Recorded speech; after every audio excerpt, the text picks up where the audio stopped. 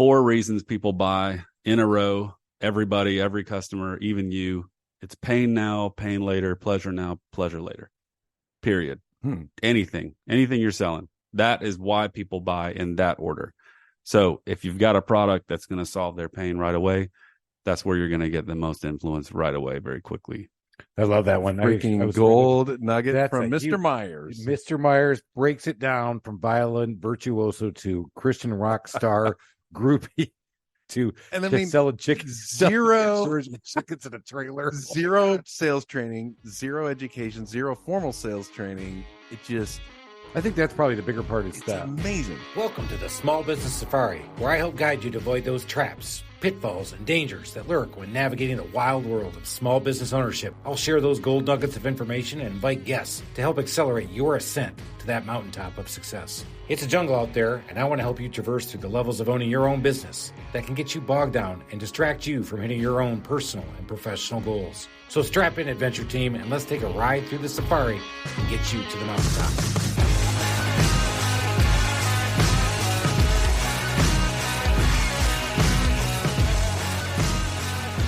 All right, small business adventure team, it's time to get rocking. But you know what? Sometimes we have to do a sound check before we get started. And our sound check got real deep, real fast, didn't it? That's right. Wow. I'm a little nervous, Chris. It's kind of like if you invited Gordon Ramsay over for dinner and you were cooking. Yeah. So we have a very special guest. And this is one where usually I put Alan in the dark and feed him shit in the mushroom world. That's right. But this time he's got me in the dark, and he said, oh, by the way, here's who we have coming on today. You might want to go look him up. I'm like, okay, yeah. I'm looking him up. He goes, yeah, this is what he does. And I'm not going to tell you guys yet because I'm going to have explain it because Alan had to say it twice for me. Remember, I'm just a contractor, man. So I am. I tried to use the smallest words I could. He did. He used the word rep. And I was like, nope, not getting it at all. And he goes, well, go check out his website. So I do. And what's this guy do? He specializes in audiovisual equipment and making sure people sound perfect. And he walked into here and he's looking at this Mickey Mouse operation of the small business safari going, you guys are kind of a big deal. And I'm like, that was very nice of him. But I was waiting for him to say, and your little podcast too. So, well, and you know, he comes in and I know he has a studio that is unbelievable. As a matter of fact, I think in your studio they interviewed Bono remotely. Yeah, well, remotely. I'm sure he sounded fine. And he comes in, and we're pretty proud of what we got going on, and we are kind of a big deal. Top 10%, right? Mm-hmm. Right. We are top 10%. We broke into the top 10% of all podcasts in the universe. And yet, again, I feel like I just invited Gordon Ramsay to dinner. And so you're having fun with the speakers, though. Nice. Give me your sling blade again. Well, I mean, actually, this is a microphone, but it's fine. We'll work on that later. I love it. All right. So, Alan, who do we have in studio since you know him so much better than me? Dear friend of mine, Marcus Myers, one of my favorite people on the planet. And what I think our listeners are going to get into is, we've kind of been on this pattern of more balls than brains. And I'm not saying that Marcus doesn't have brains, because he's actually one of the deepest thinkers I know. But here's somebody who started, and we got to get into it. He was a musician. We can talk about how much education he had, whatever we want. That'll be fast. Yeah, that'll be fast. And now he owns the largest rep agency in audiovisual in the Southeast. If you go see a Georgia football game, when you're listening to everything coming through the loud, the system, and it is booming, go Dogs. That's Marcus. Go Dogs. Yeah. He's hung out with Charles Barkley, the country music scene. He's all right. He's kind of a big deal. So let's back up before we go down. And he does a mean Barry White, and I want to hear the sling blade. And I love mustard on my biscuits. On my biscuits. I don't think it's biscuits. It's not. It's like cornbread or something. I don't even know. That's what makes it better. It's all wrong. It's all wrong. All right, but before we go down the history of who is, I do have a cool beer here. I want to. All right, let's. For somebody else who's not sponsoring us, it should be these guys. All right, and cheers. It's cheers. It's Huss Brewing out of Phoenix. Phoenix, Arizona. Phoenix, Us Arizona. Brewing. I don't think you can buy it here. It was brought to me by a friend of mine, but this is called Senpho IPA, CENPHO, which is abbreviated for Central Phoenix, which is a really cool part of Phoenix. But this I'm actually hitting up every alcohol that we have ever sponsored. I'm making Michael get a list together, and we're going after him, saying, "If you don't sponsor me, I'm going to stop drinking." And I know I'm changing. That's your big GDP. talk. Well, that's big talk. If Our guy's going to Napa Valley next week. Well, that's true. But okay, so this particular 2 weeks from this particular IPA had. Am I leaking? You are leaking. Oh, I opened it before I turned it over to show you the label. Sorry. There we go. All the way. It it's the common thing right now, like Tropicalia. They all have these citrusy flavors, right? So they have people who live in this neighborhood, and everybody out there has lemon trees and grapefruit trees and things like that. So the citrus they use in this beer is brought to them by the neighbors. And this is a big time brewery. That's cool. Isn't that cool? That is. All right. All right. Senpho cool. from Huss Brewing Company. We'll get a report on that a little bit later from Alan after we first figure out what a audiovisual rep is. I just want it. Let's figure out what this industry is, and then we'll go back up, and I want to hear about the history of recording. So what the hell do you guys do? Man, sometimes I don't even know, but it's fun. Every day is different. It's a great job. It's a great career. It's a great business. HWP stands for Henry W. Phillips, started by Henry W. Phillips in 1970. So my partner and I bought the business in 2015, January 1, from David Pergantis, who had purchased the business from his father-in-law, Henry. And back then, the independent manufacturer's rep firm was the bee's knees, and you couldn't stop them. And it was just the coolest thing in the world. Because if you can picture manufacturers making products and needing to get to the customer base without the internet, what did they have back then? Honestly, they had catalogs and some trade shows, I guess, but mostly you were knocking on doors and people were coming to show you new stuff. That's how you found out. So that's how manufacturers got connected to the customer, was through in-person relationships and in-person contexts.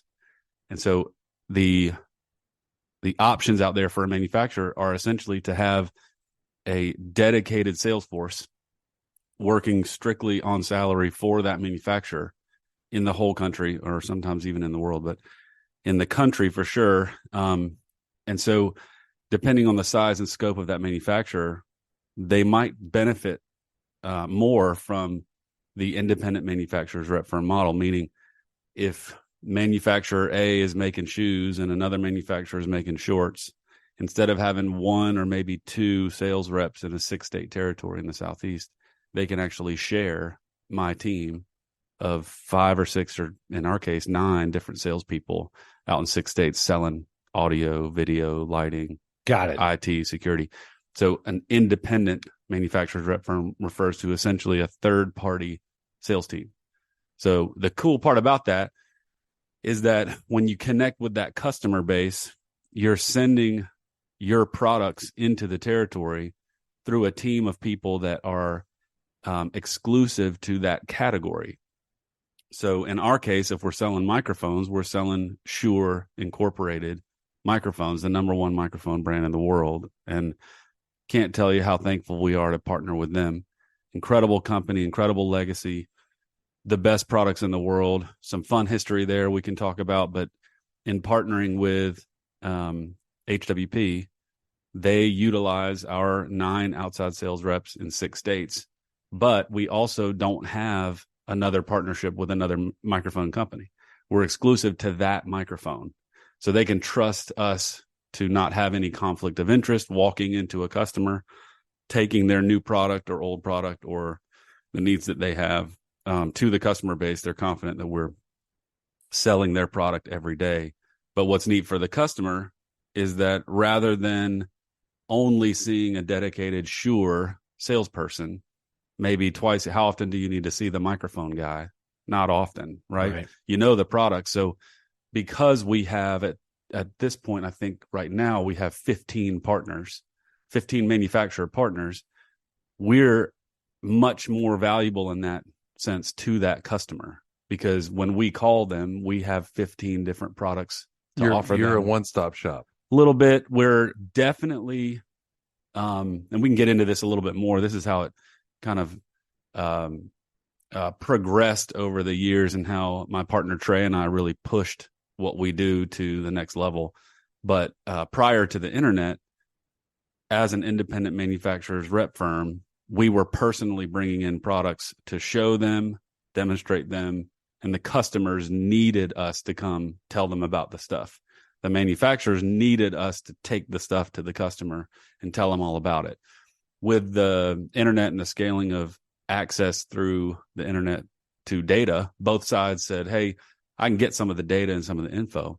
So some of the fun stuff that we did was take that approach and shift that value to a more of a contextual value.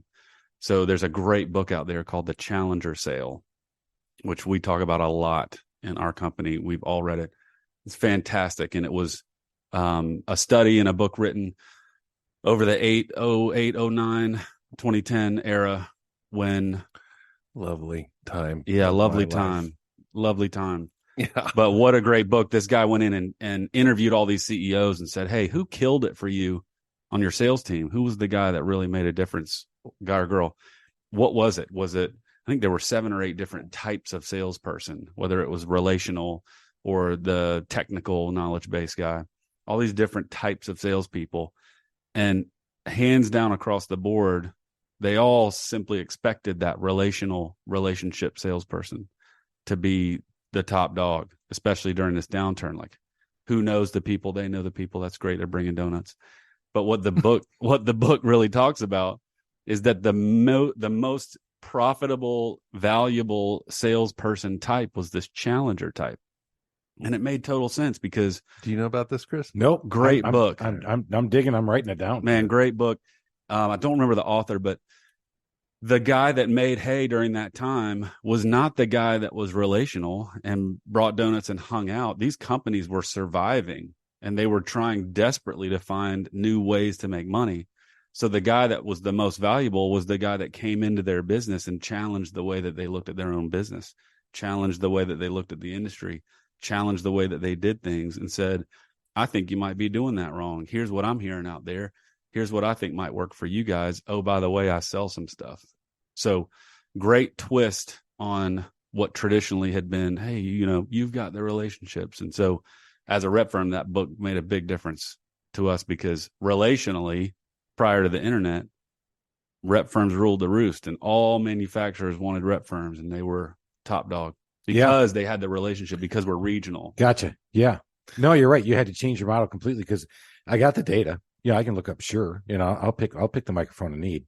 So I don't need you to do that. I got spec sheets. I got all that stuff. Right. I got all that. And so, but now you come walking in and with the challenger mindset is, hey, I understand you guys want these Shure microphones or one of my other 14 products, but I'm not here to talk to you about my products.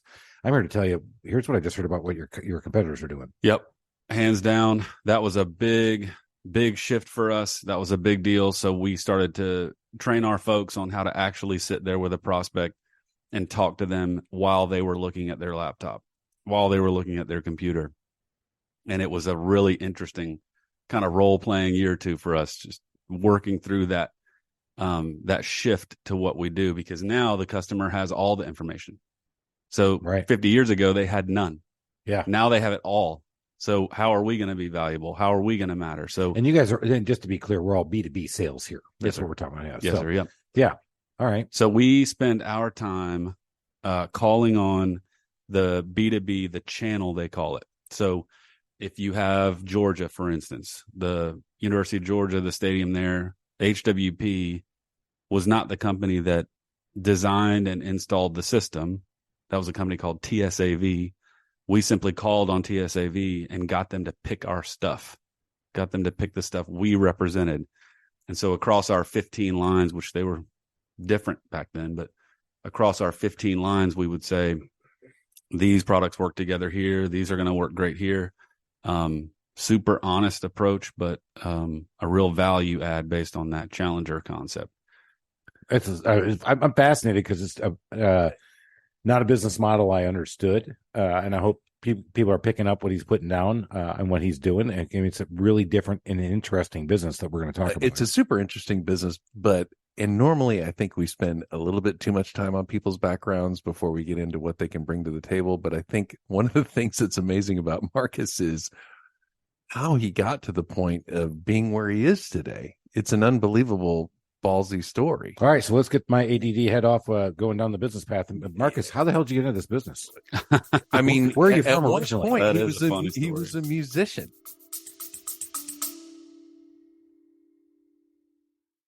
Do you have what it takes to start your own business? Are you tired of the 9-to-5 corporate job and ready to make that leap into entrepreneurship? You need to check out From the Zoo to the Wild, the book by successful entrepreneur Chris Lalomia. This book is a unique perspective on the journey into the wild world of home services and delivering excellence in service while working in customers' homes. Lalomia shares his path to success in this industry, including proven customer relationship strategies, award-winning customer experience processes, and a unique approach to training a team of service technicians to perform at the highest levels. Whether you're a small business trying to scale or a franchise operation, From the Zoo to the Wild will give you the mindset, habits, leadership style, and customer-oriented processes to succeed as a small business owner in the world of home services. So if you're ready to take control of your future, get a copy of From the Zoo to the Wild today, available on Amazon.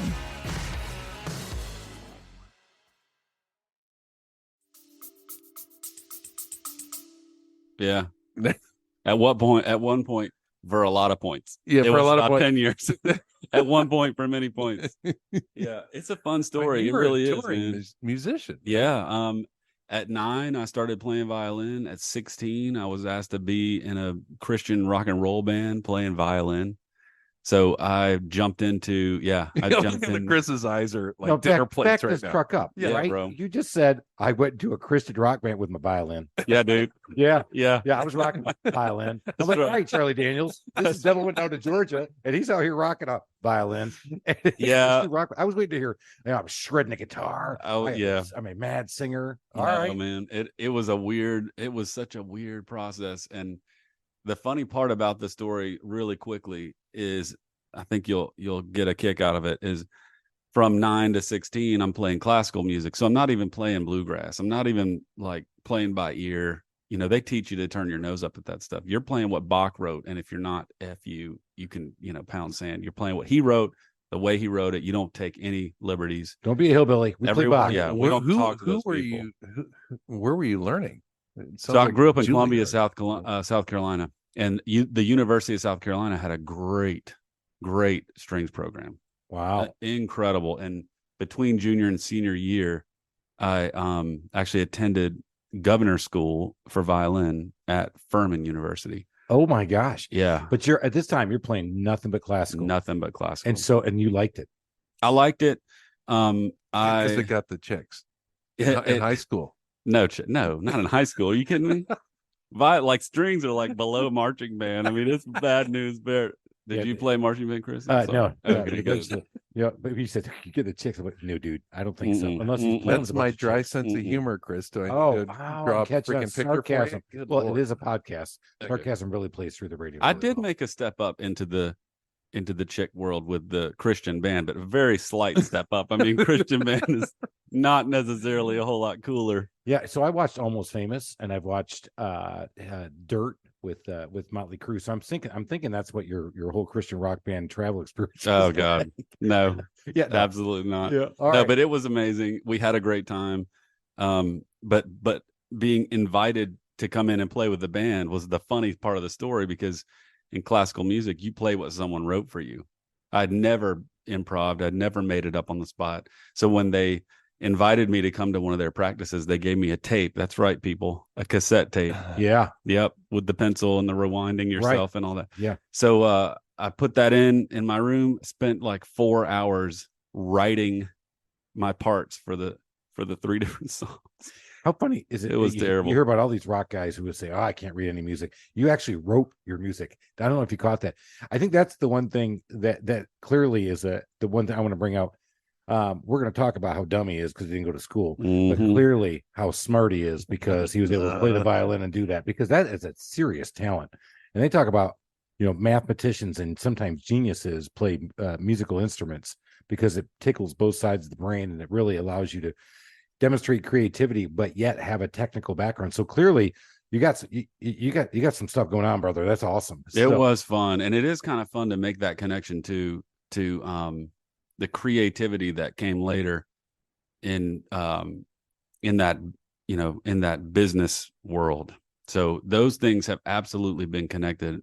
I'm 43 now, and looking back, that was a journey that absolutely has progressed along the way. It's just been these different areas. So I'm very thankful to have been able to find different ways to access the skill set that the Lord has blessed me with. And that's been a lot of fun to watch him use that. So I'm sitting there at our first show, the only one on stage with a daggum music stand, like an idiot.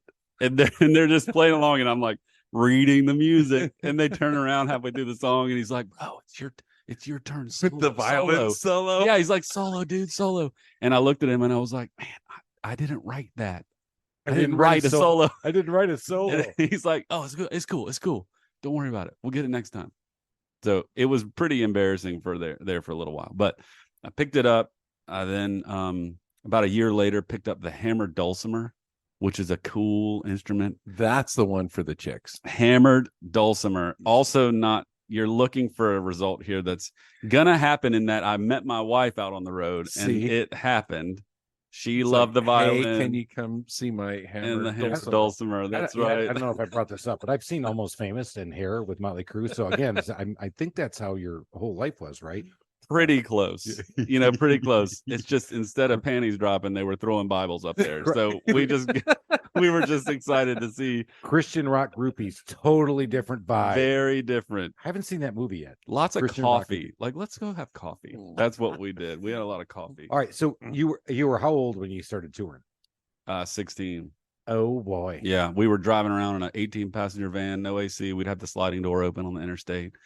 The road stuff is where that really comes into play. We did all the crazy. We had a RV at one point that we bought from Sixpence None the Richer. If you remember the song "Kiss Me," how's it go? Kiss me. Do you remember that song? No. Keep going. I'm not gonna sing. All right. Anyway, let's just old time band. We bought the RV, drove that thing into the ground. Absolutely drove it into the ground. Yeah. Trailer. Box truck. We drove all over the country. We had a great time. Somewhere around 03, we got a record deal with the biggest record label in Nashville at the time, who had Third Day, Jars of Clay, Caveman's Call, all these big 90s bands. And we were super pumped and made our album. And within 2 months of releasing the album, another huge label came in and bought that record label for the big three, and then dropped all the other acts. So that was kind of the end of the road. I went and toured a little bit on my own with violin, and it was awful. Just I had been in a band of brothers kind of thing for 9 years, right? So then the evening with Marcus Myers and his violin just wasn't playing.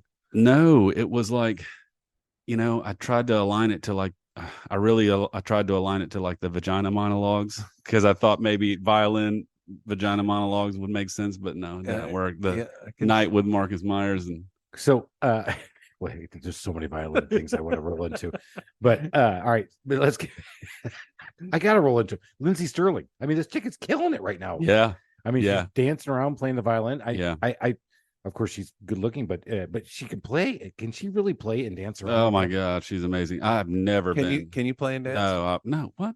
What? Dance? Yeah. No. Okay. Yeah. All right. And then we used in training at the Trusted Toolbox. One of the things that Ed brought to us is there was a violinist who was going to play, and I won't remember his name, but hopefully you can give me his name. He was going to play in DC. He was going to play the big theater there. And that night, for him to play, it was close to $200 to $2,000 a seat. So NPR and followed him and asked him, could you just go play in the DC subway in the morning before? And we're going to do it. So undercover, he goes down there and just starts playing. And he's playing in the DC DC with like $1 million violin.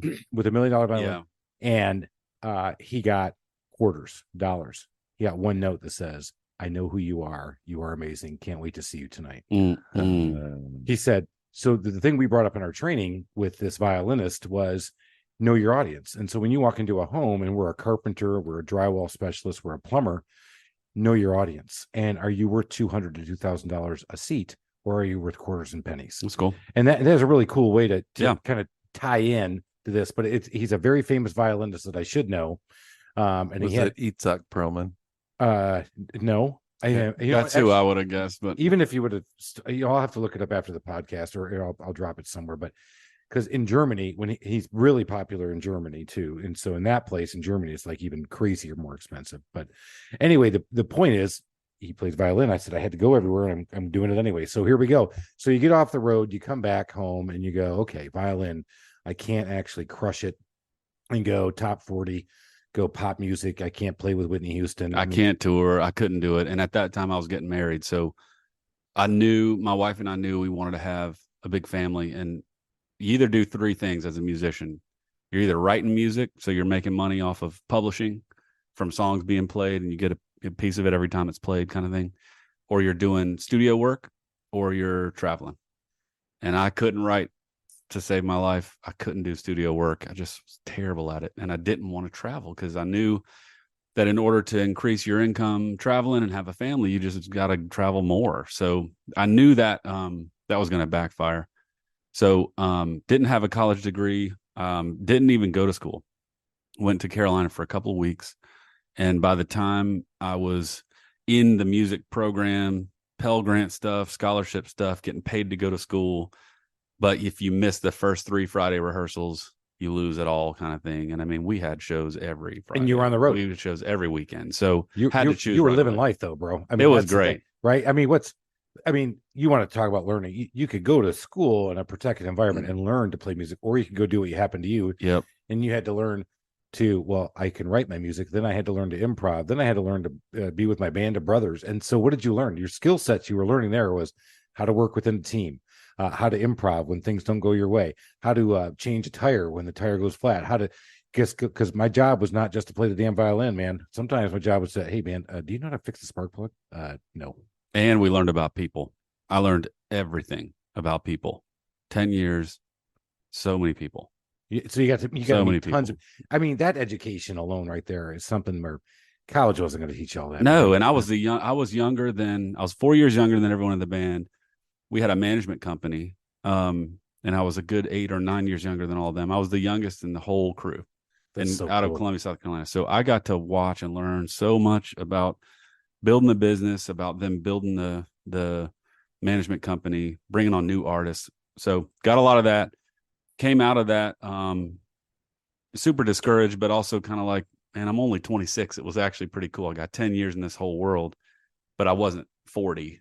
Having made my play at music and having to walk away much older. So thankful for that, but didn't have a degree. So, but you're married. So you get some pressure. Scary, really scary. My wife is a nurse. So she was able to help in that sense financially.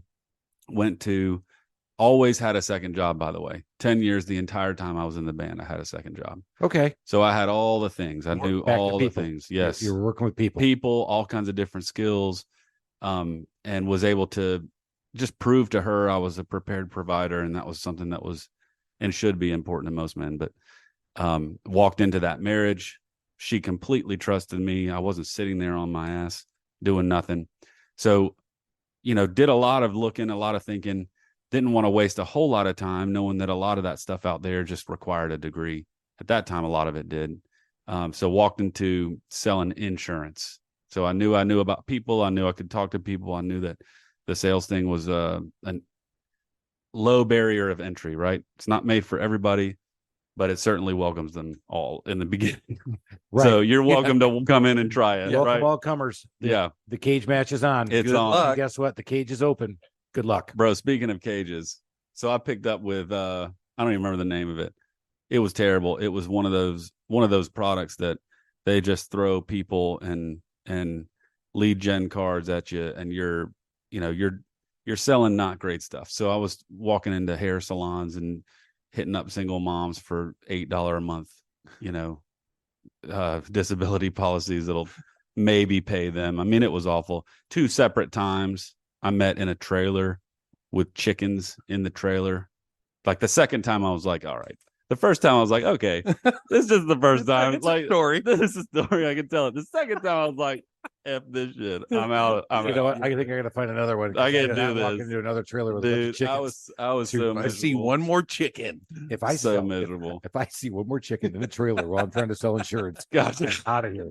I mean, who says that, right? I mean, not once have I ever uttered that in my life. Be the title of this. If I see one more chicken, one more chicken in a trailer while I'm trying to sell insurance. Hey, but I'll tell you what. Not to get to. Hey, this is a business podcast, right? But the lesson from that was not what you might think it was. The cool lesson from that was learning about how all customers lie. All of them are lying all the time.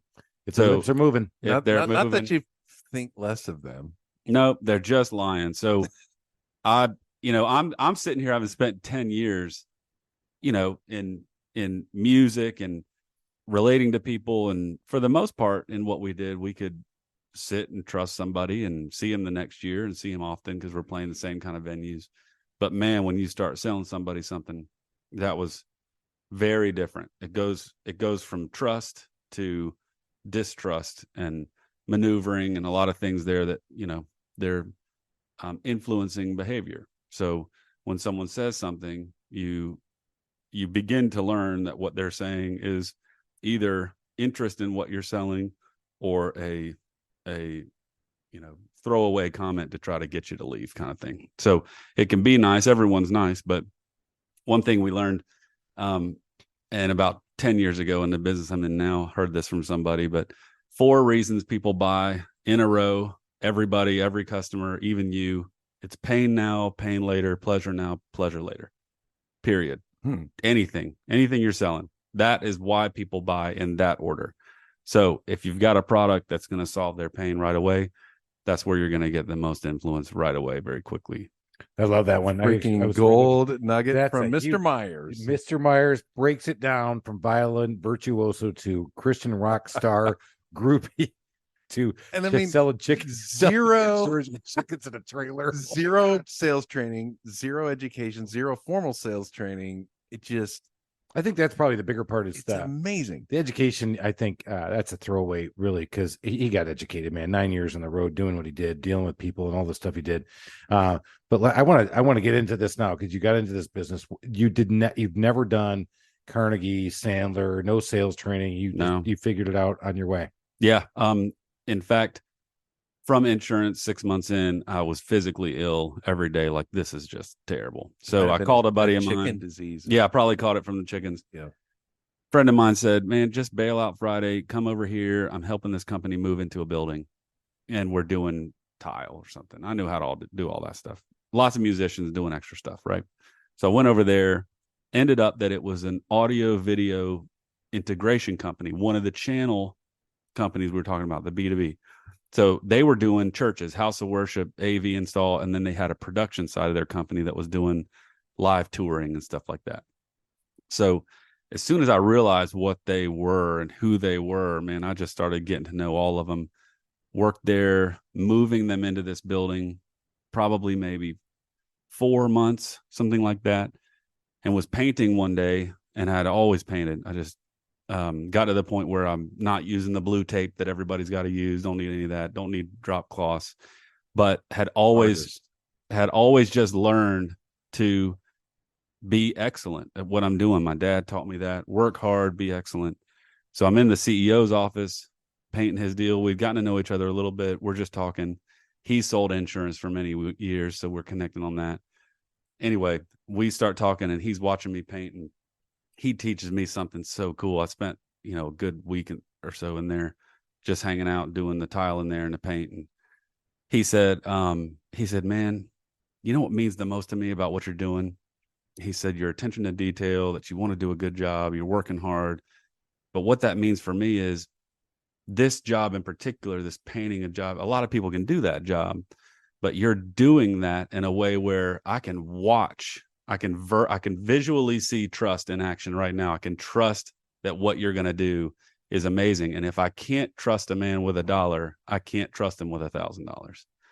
And that spoke to me because, this is my first, other than insurance, which was garbage. This was kind of my first intro into learning some of these concepts that we all spend time reading books on and learning about from, guys who have been out there as entrepreneurs doing the thing. And that really struck me. So we're finishing up moving them in. I'm kind of coming to the end of this thing. I said, Jay, man, I want a job. I want to be here. I know you like what I do. I know that I don't know what you do, but I'm going to learn. I'm going to do whatever it takes.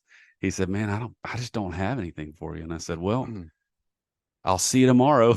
I just kept coming. I was like the janitor for like 2 months. I was seriously just took the trash out and mopped up. Tell you, I'm like, Jay, if you're listening, Jay, what the hell were you thinking? Right. I mean, I would have made something up. I'm like, brother, I'll take you 100 times over. Well, eventually they did. I mean, they were a small business still. They really were. They were maybe like 15, 16 people. They weren't big yet. And they got to a point where they did well, but they did make something up. They put me into the purchasing team.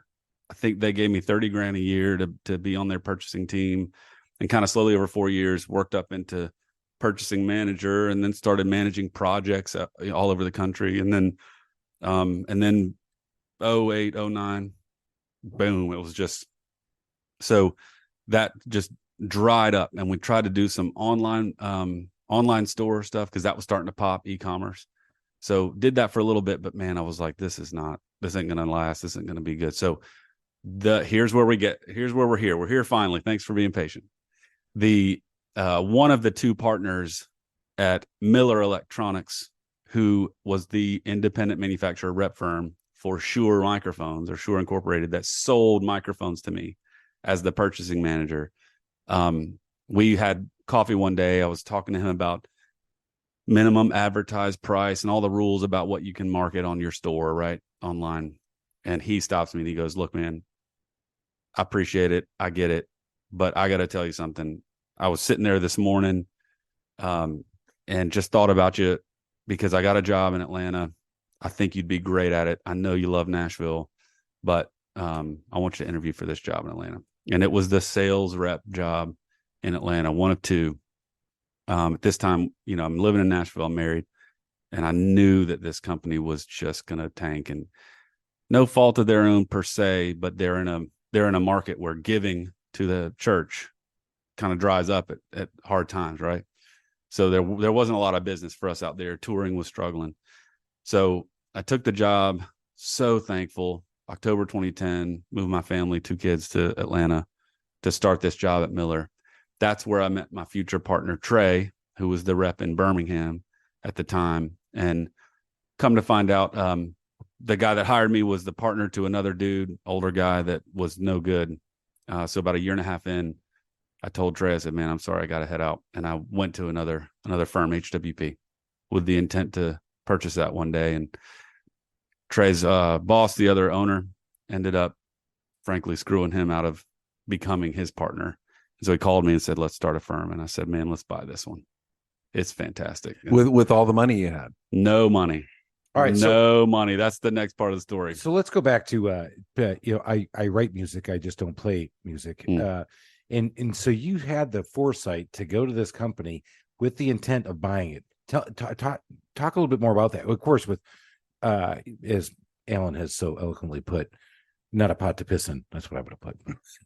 Is that what I said? No, well, you said no money, and that's like so boring. A pot to piss is so much better because nobody knows what that means anymore. But anyway, I know what it means. Heck, I definitely know what it means.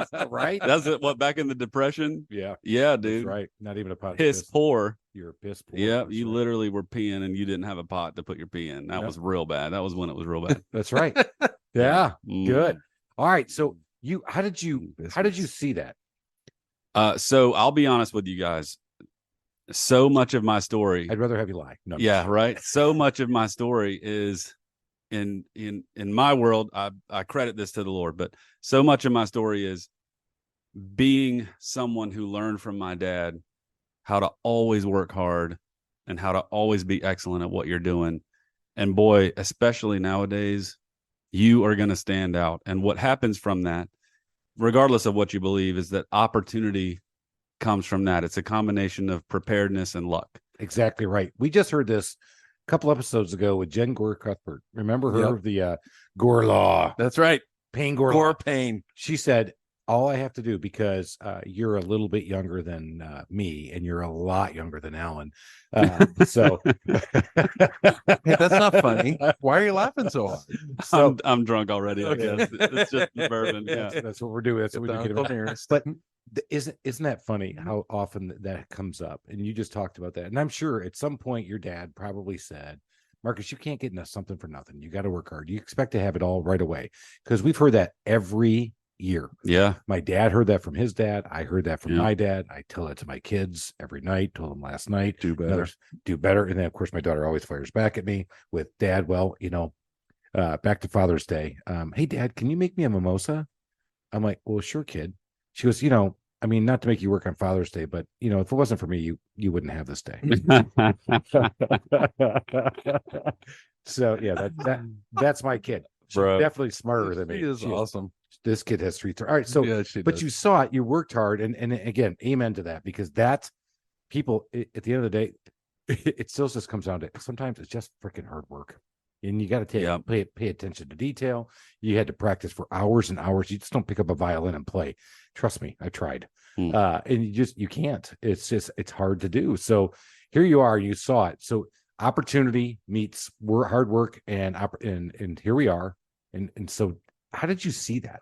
So at Miller, one of the things I'll say was a big part of it is, yes, working hard. But I think one of the first times that I kind of was able to actually realize that some of that creativity that came from whatever side of the brain that comes from and all that music world, is the ability to see something that's being asked of you in a way that is meant to incentivize you, but is not, and recognizing that personally at Miller in particular was something that the independent manufacturer rep firm is unique to. So our the quick version of this is this older gentleman that was the last remaining partner. He had released kind of this new comp pay policy that was intended to incentivize us as representatives to sell more of the breadth of the products that we had.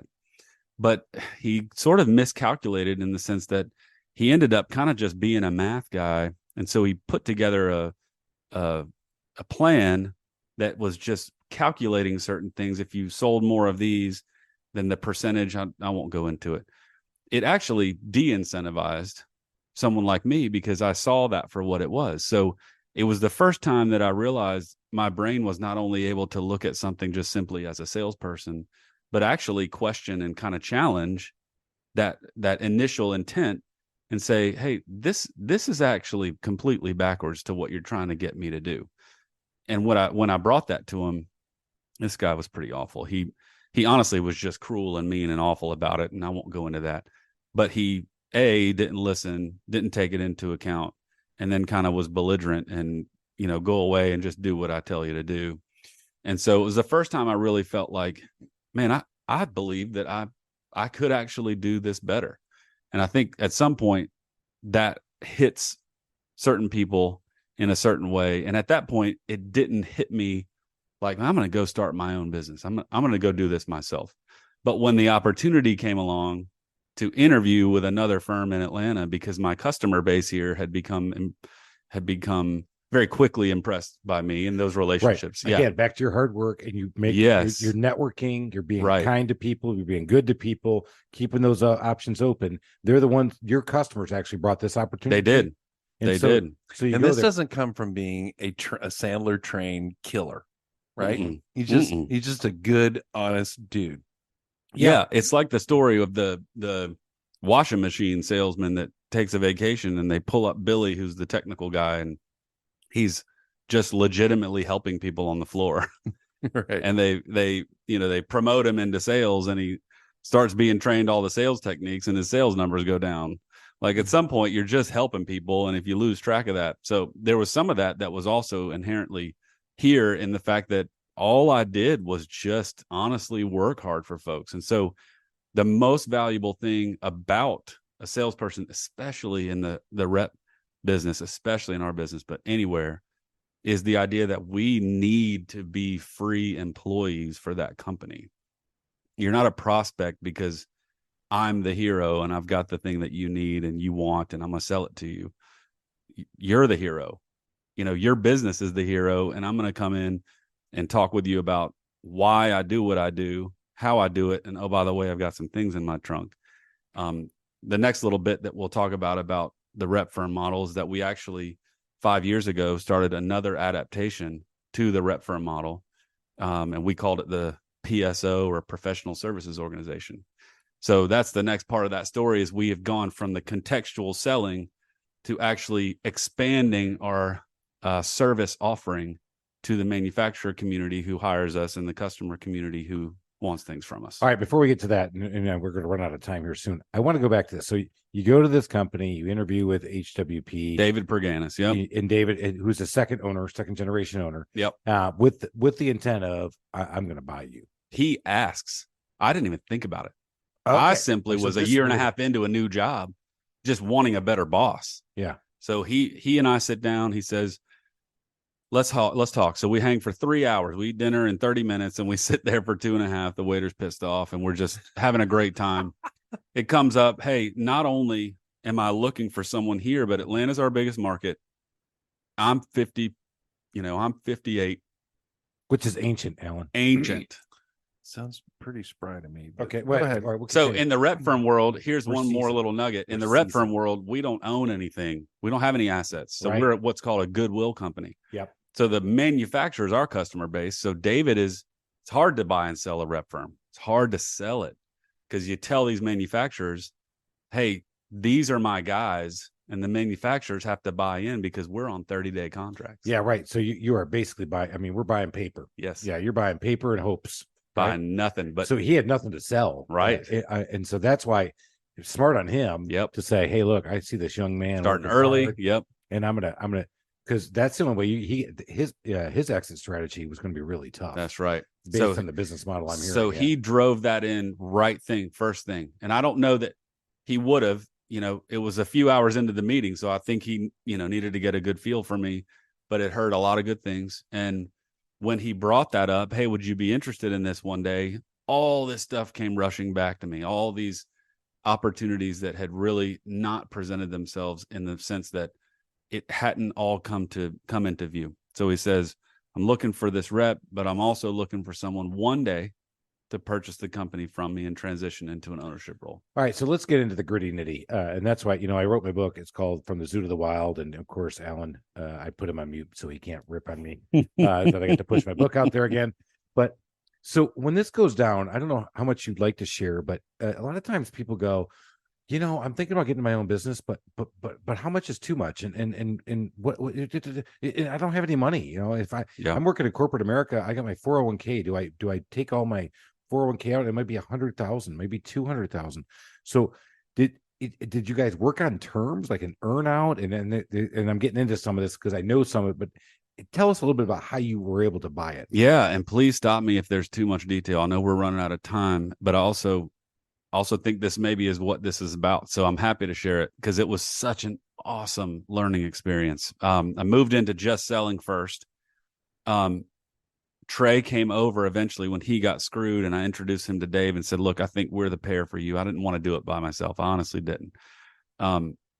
Glad I didn't, frankly. I love Trey, and I think we've done a great job. So you grabbed a partner, which is another, that's a whole nother podcast. We're not going to get into that. Yeah. Completely foreign to you, Chris. Yeah. The last thing I was going to do is pick a partner. In fact, that's in my book. I unmuted Alan now. But yeah. All right. So we're talking about this. So, all right, this is a great part of the story. So we go to Dave and we say, we're ready. So Shure had been with Miller Electronics, and the older gentleman had pitched Trey as the next guy, right? So then the older gentleman decides, I don't really want to give this money up right now. So he puts Trey in a bad light to stay the owner for a while, to not sell to Trey right away. It was this poker move that backfired. Trey called his bluff and said, man, this is crap, I'm out. So calls me. We go to David. Trey is the relational guy with Shure, which is a huge global company, right? So he says, David, I think if you sell the company to Marcus and I, and we're able to come in and shore this up, I think that we can bring Shure over from Miller. I think they'll come to us, and they had been with Miller since 1954. So we said, we're in. We made the play, and we made it strong. And at this time, David and I had worked together for about a year and a half. Trey comes over, and credit to David. David hires a couple people, wants to see that work first. All the while we're working with lawyers and attorneys. But the fun part of the story for those that are out there thinking about this is that we were way off.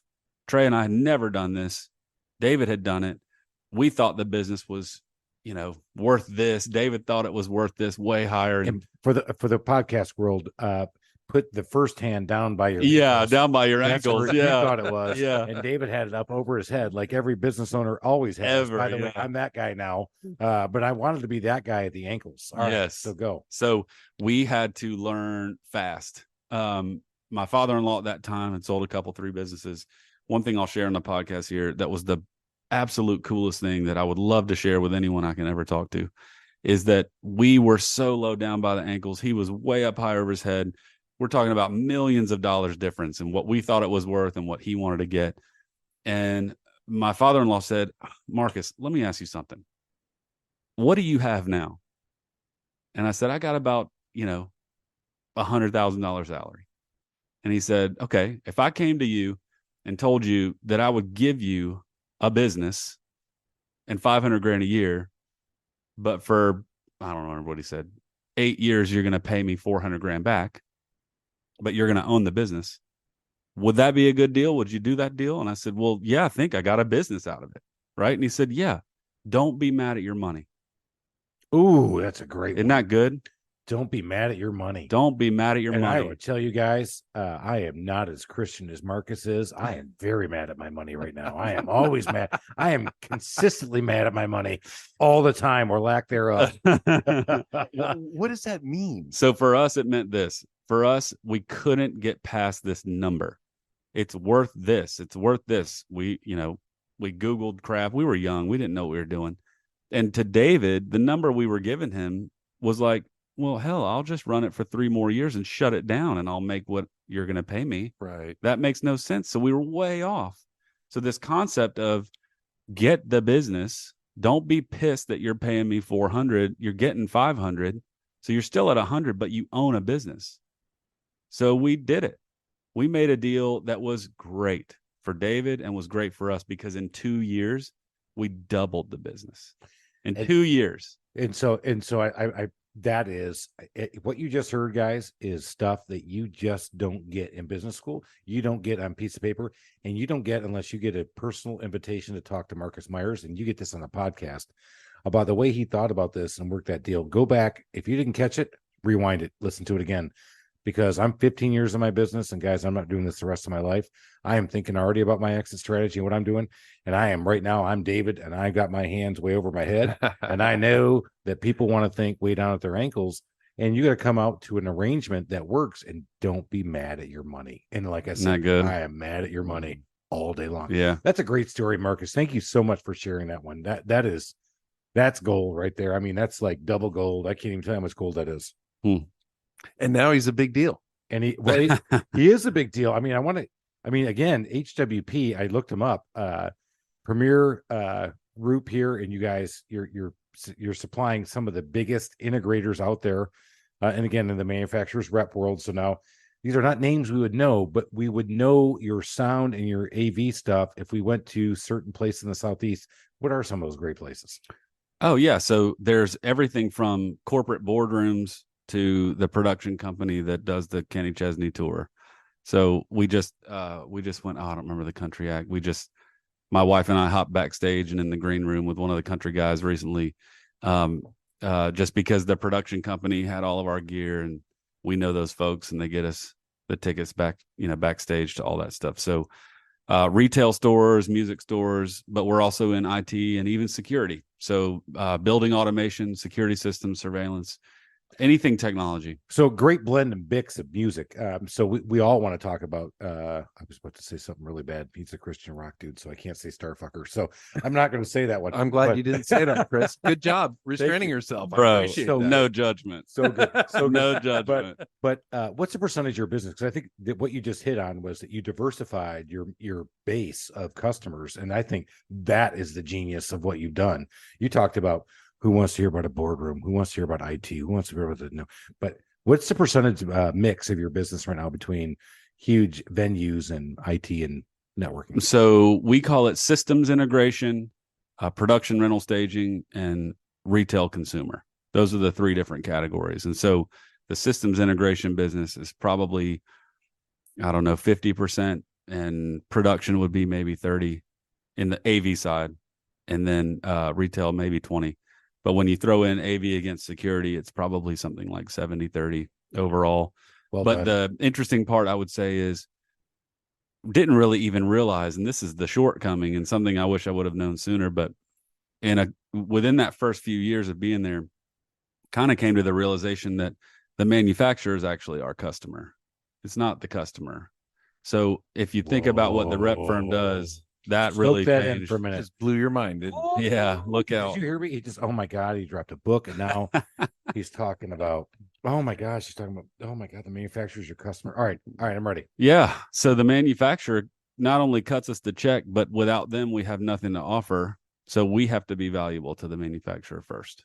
So even though we sit in the middle and we provide value to both, the shift was realizing that the manufacturer needed to perceive and know that we were valuable first.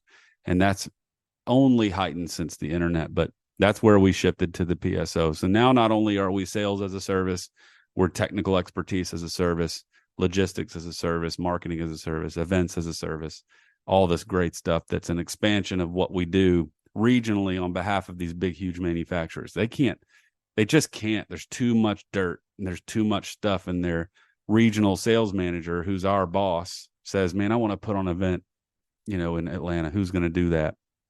Well, we do that. The customer says, the integrator says, man, I don't know how to make this work. Who can I call? This 800 number and never get anyone? You know what? I'm going to call Marcus. So again, we're a free employee to that business, and they call me when they need to make something work. And that's actually valuable to the manufacturer. Yeah. Right? Yeah, because you've opened that door for them, because you guys have cemented yourself in this 6-state area doing that. Man, well done. I mean, what a great story and great arc. I think if you didn't pick something on this one, you absolutely were closing your eyes or probably driving too fast in your car. Just don't hit that guy in front of you, all right? Whoa, hang on. He might be there. Hey, whoa. Watch out, man. All right, slow down. All right, put it back. We're back. All right, good. All right, let's go. Because we're all listening on our cars. We know what we're doing. I know what you guys are doing. You're listening to me on the car. You got me on probably 1.5. Keep up with me there, big boy, because I talk fast. Let's go. Marcus, so you guys in the business, you guys are killing it. You're crushing it, doing it. Is there room for expansion? Are you still thinking right now at this point, because you're a younger guy, are you thinking, I want to expand? Are you thinking, I like where I'm at, this is a good family lifestyle? Again, you've acquired a business, and you talk us through that. Where are you at now? So the expansion for us is truly into that service realm. It really is. And 8 years ago, we were the first rep firm in the country to hire an employee that didn't sell anything or pick up the phone. So we hired someone whose only job was to be a technical expert.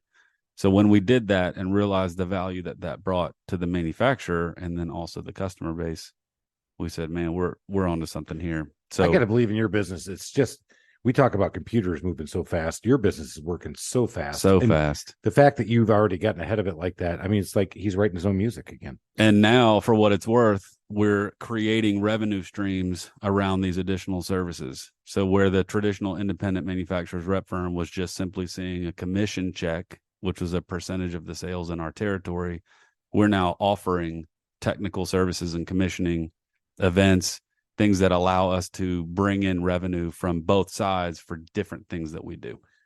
Marcus, this has been for me amazing. What a great arc. And Alan, thank you so much. I feel like we're smartless, but we're better than those guys.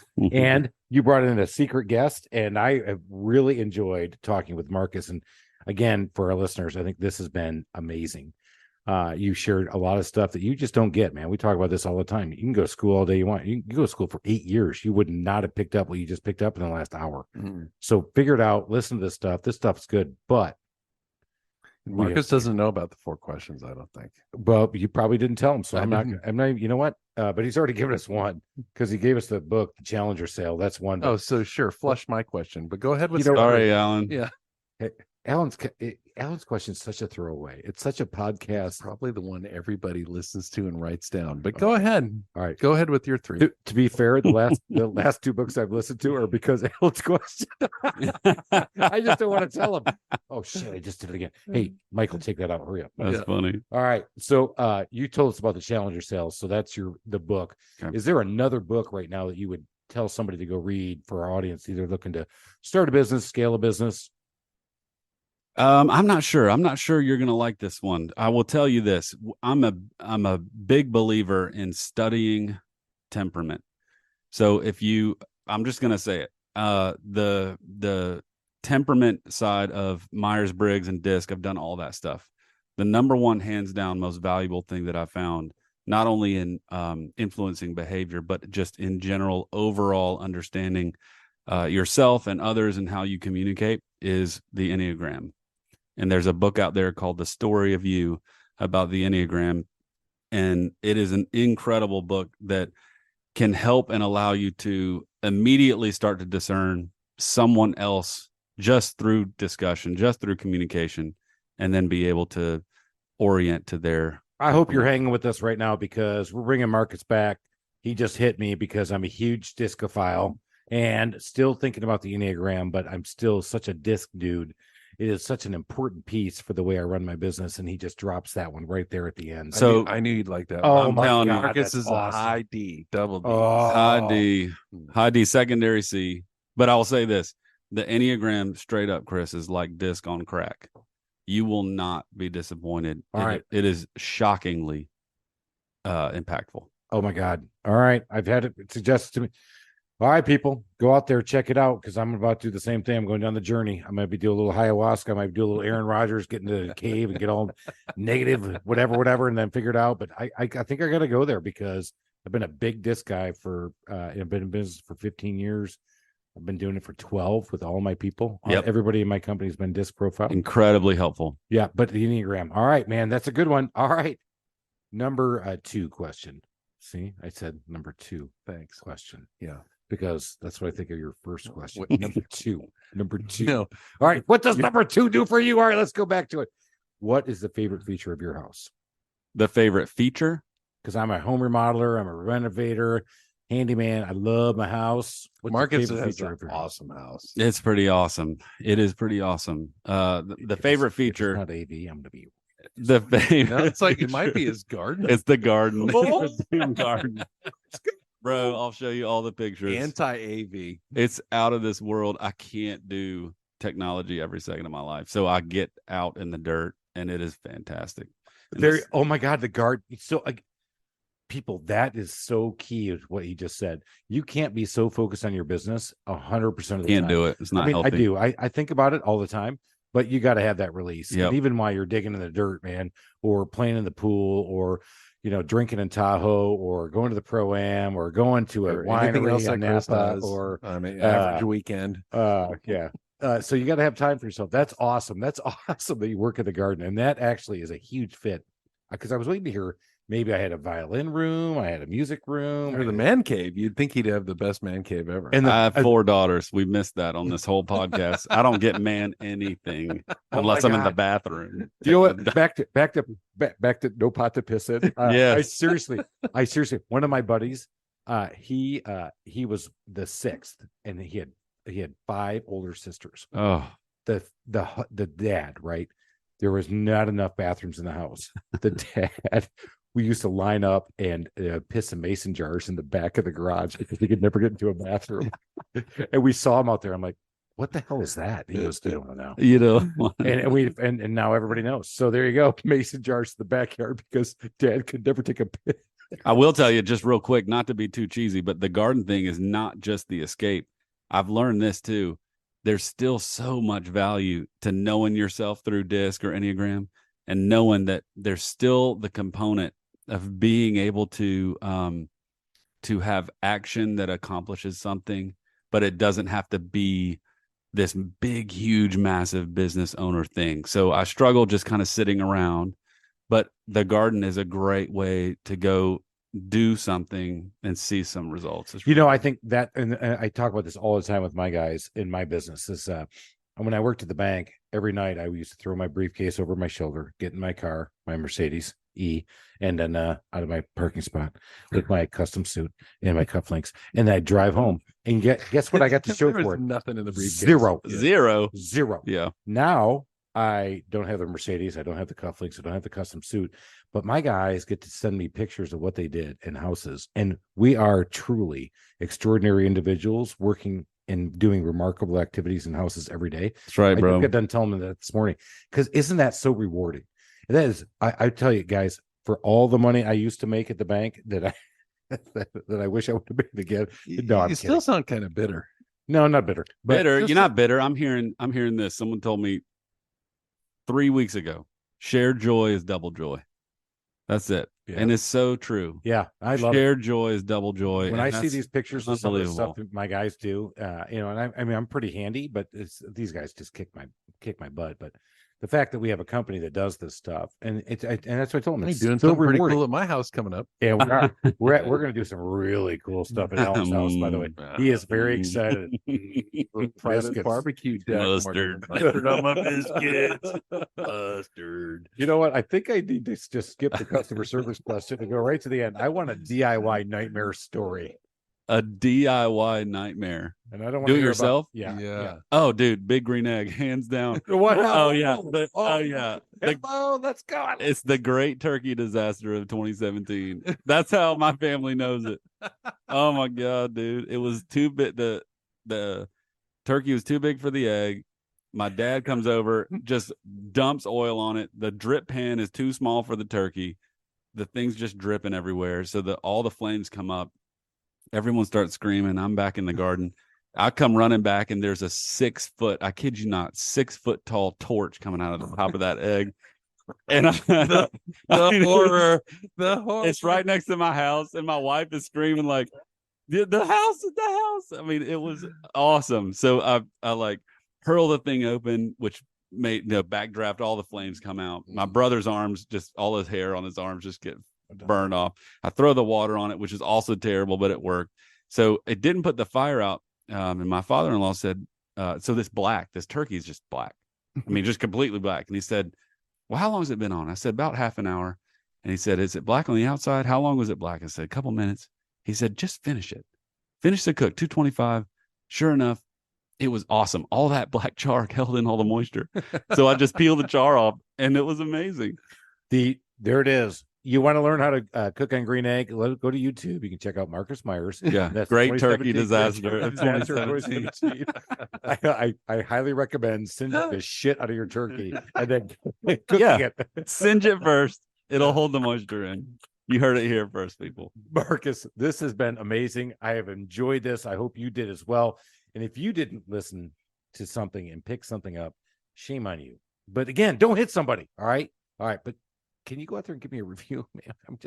I'm begging.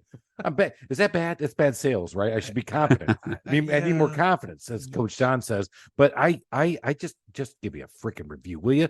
Alan wants to hear more about his commercial real estate. He says, "Hey, Chris, I sell commercial real estate." I said, "Yeah, but you don't want tire kickers. So if you want to buy commercial real estate and you're not a tire kicker and you're serious, I want you to call Alan." But don't bullshit him. Do not tire kick him. Don't kick my tires. Because if you kick his tires, I'm going to come kick you in the nuts. You got me? All right. Chris will come slash your tires. And you won't like that because Chris is always angry about his money. All right, everybody. We're out of here. Keep going up that mountaintop and let's make it happen. Cheers, everybody.